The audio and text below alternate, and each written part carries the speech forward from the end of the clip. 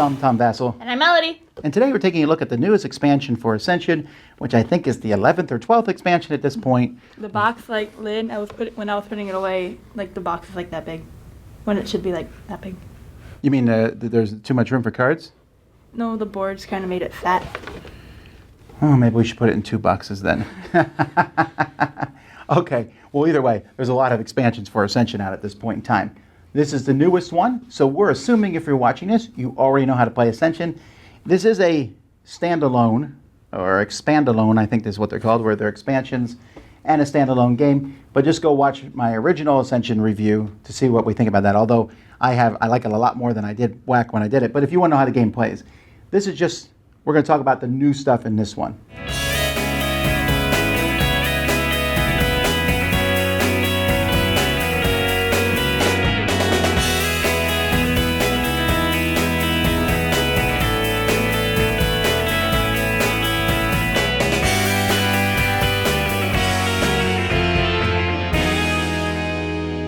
So you don't need to use the board that comes with this game when you play, but you're probably going to want to, because you're going to want to put these temples of life and death and immortality down there, as well as yet more heavy infantry, more mystics, and another cultist who's still going to get punched in the face. And of course you have new artwork for the apprentices, and so on and so forth. So in this game, we have these new things. This is the new part for this Ascension game here, and that is the Temple of Life, Temple of Death, and Temple of Immortality. At the end of the game, whoever has them is going to get 5 points for these and 10 points for the Temple of Immortality. You'll notice a life symbol here and a death symbol here. Sometimes when you play a card, for example, the Burial Garden here, who gives you 2 runes, and the next time you acquire a life-bound card this turn, you gain that death symbol. Or here we have the Resourceful Trader, who says draw a card. The next time you acquire a construct this turn, gain the death symbol. Or this Ancient Stag, who says get 3 points, and if they unite, you gain the life symbol. What those symbols means is if you do not have the temple of that type, you take it, even if another player has it. So if I play the Ancient Stag here, and I have another Lifebound hero, so the Unite works, I would take this from the board. Or if Billy had it, I would take it from Billy. If you already have it, then you do what it says on the temple. This says gain control of the Temple of Immortality. Again, if someone has it, you take it from them. And gain 2 runes. The Temple of Death, if you can run this one, gain control of the Temple of Immortality, and you may banish a card in your hand or discard pile. The Temple of Immortality, once per turn, you can pick a faction, and when you buy a card of that faction, the card that's flipped over, it's the same faction, you get it for free. Which is neat, but it's kind of gambling. Essentially, the reason you want to have this is for the points. So there's lots of cards that give you this. This guy here, if you control 2 or more constructs, get the life-bound symbol.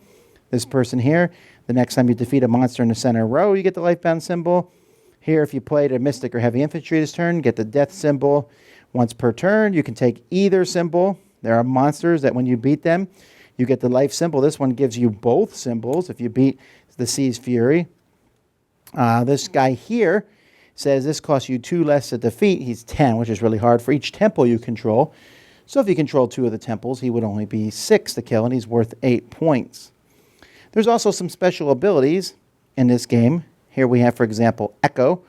Echo is on several of the cards, and that means you get it if there is another void card in your discard pile. So in this expansion, Echo is only on void cards. And you only get that ability if there's something in your discard pile. The very opposite of that is Serenity. Serenity is on Enlightened cards, and Serenity works if you have nothing in your discard pile. So it gives you the life symbol, or here, put a card in your hand. So there are ways to, shuffle your cards back into your deck, I'm sure, but this one's a little harder to pull off than Echo. For Echo, you just need a lot of void cards. For this one, you need to make sure that your discard pile is empty. And then, of course, there's other, different characters that are in this game. There's more monsters that are going to give you special abilities. I like this guy because he gives you 4 points and 5 runes to spend.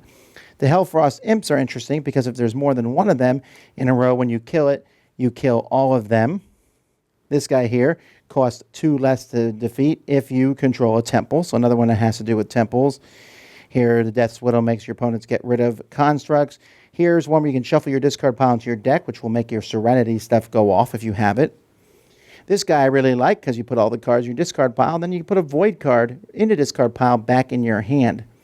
Void, I don't know what it is about this set, but I'm really liking Void a lot. If you acquire this, if you play Lifebound Hero, you can put this directly in your hand, and she gives you 3 points.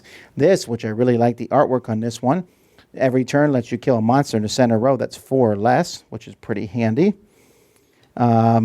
This one here, once per turn, you get an attack every turn, and you can destroy it to banish a card in your hand or discard pile. And so you're seeing a lot of kind of the basic stuff in here. She's very powerful.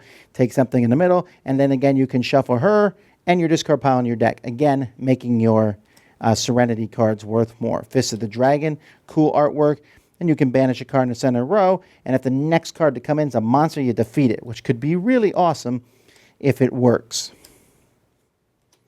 So kind of like just now going through, showing you some of the cool cards. This one here I like a lot, where you can spend attack to get this card. And then once you have it, you can spend attack plus money to get mechanic constructs, which is a pretty neat thing. This huge guy here, ugly looking fellow, the next time you get a hero, you get attack equal to that hero's cost. That's a pretty neat ability I haven't seen before. She puts constructs right in play, but we've seen that before. A Jubilant Monk and the Excavation Sentry. This is pretty much what's in this set. Nothing fantastic or new. It's mostly all about those temples. Let's go to final thoughts. So first of all, I think that this is one that you could easily teach someone who's never played Ascension before. Yeah. The new stuff is not hard at all. I mean, Echo just means, is there a card in your discard pile? And Serenity means, do you have a discard pile or not? And then the temples are pretty simple. You play the thing, you take a temple, you steal from any other person. Now, we play most Ascension games 2-player. And in fact, if you want to see this game in action, Melody and I did a live play of it where you can watch as well. That's where we played it for the first time, was live. So you can see a little bit of how it works. But what did you think of the temple mechanisms and taking them? I like the temple thing. It could really kind of switch up who's first or second, because... If you get all 3, that's 20 points. And also, you could be in the lead, but the other person can have, like, more temples. And yeah, but I don't think that's necessarily a bad thing, because it's almost like not a bad thing. It's like a tug of war almost. And the temples aren't super powerful. They're okay. It's the fact that they have... That one card, the immortality one, that, like, if you get lucky, you can get, like, a nice card. Right, it could be super lucky and you could get some really great stuff. But for the most part, it's just very basic, you know. Hey, I got the temple, and now I get an extra $2 each turn. I did think it was interesting that it seemed like Void cards were giving you life temple, and the life one good ones were giving you the death temple. But I thought it was like a balance thing. If you get life, you get death, get life. So deep. So here's the thing, though. Because these temple cards this is one of those sets that you're really not going to want to mix with too many others. Otherwise, someone could get the temple and have it the whole game, because the cards are mixed in and no one's ever going to be able to get that card back from you. And it gives that person a huge advantage, possibly. Yeah. So I'd be careful about mixing this in too many sets. Other than that, all the other cards are very basic. They're neat cards. There's fun cards, cool things, but nothing that's like just mind-blowing and going to change the game that much. This is in the middle of the pack of what I like expansions. That's still good. Yeah. It's still an expansion I like quite a bit. It's just that it's not one that I want to play. It's not one of my favorites. At the same time, I like it because I think it's easy to teach new people. Mm-hmm. What are your thoughts? I thought it was pretty simple, which I like, because sometimes if it's overcomplicated, it's just bleh. But I thought the different cards, like the ones like if you have no discard pile, then you can do like an extra thing.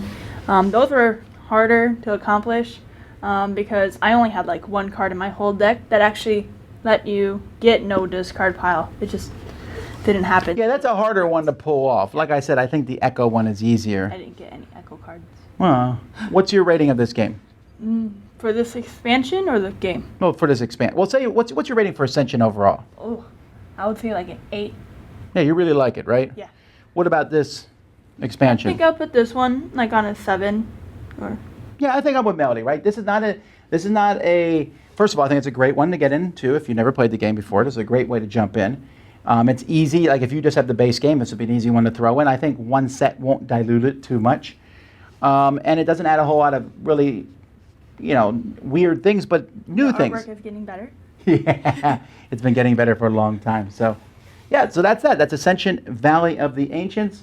Until next time, I'm Tom Vassell, And Melody. and you've been watching Double Trouble. Boom. Thanks so much for watching the Dice Tower videos. Find more great videos and reviews, as well as our top-rated audio podcast at Dicetower.com. You can also find other great shows at Dicetowernetwork.com. I'm Eric Summerer, and you've been watching The Dice Tower. The Dice Tower is sponsored by Cool Stuff Inc., where you can find great games for great prices. Cool stuff in stock. Check them out at CoolStuffInc.com.